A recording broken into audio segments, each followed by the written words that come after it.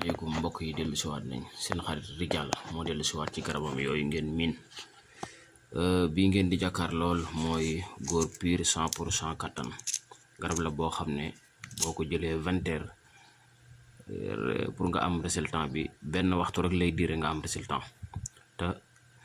sans effet secondaire parce que lépp ay plante la petit cola bu jinjeer daxaar matière yooyu la 20 heures ngay jël résultat 21 heures amul xaar foofu lañ ci yem. bii mooy yokkal ma mooy góor ñi nga xam ne yàlla da leen a natt ñu am cër bu ndaw bu gàtt wala mu sew buñ ko dee jël di ko maase ci seen sakara dina gudd dina rëy te du am benn effet secondaire parce que ay plante rek lañ ko defaree. bii mooy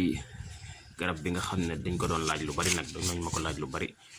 mooy bi nga xam ne day wàññi biir ñi nga xam ne dañoo amee biir bu rëy wala ñu am yaram bu rëy bëgg a wàññeeku bu baax a baax te du am benn effet secondaire garab baa ngi nii ay plante rek la. base bi curcuma la jinjeer limon ak yeneen mooy base bi kon nga pour ngeen xam ne ay naturel rek la mooy bii wàññi biir ñi seen biir rëy ñu bëgg a wàññeeku ñoo ko moom. bii natif grolo ku wax wàññeeku wax yokk bii mooy maye yaram ñi nga xam ne dañoo bëgg am yaram bii la ñuy utiliser dañ koy booleeg lu ñuy lekk wala ñu di ko booleeg meew wala soow dañuy daal di am poids ba niñ ko bëggee te du am benn effet secondaire. bi estomac la estomac ulcère ñi am problème estomac ulcère mën na noo utiliser garab bii di ko boole ak meew day wér ci kàttanu suñu borom.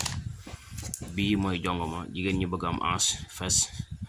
ak ay kii yu rafet rek waaw naa yem foofu moo gën boo ko dee diw foofu fa nga bëgg mu yokku rek day daal di yokku ca na nga ko bëggee te du am benn effet secondaire. kon loolu lañ leen indiloon ci garab ak yeneen am na bi yoo xam ne ci siti lay dox moo nekk ni siti hémorroïde ndoxu siti hémorroïde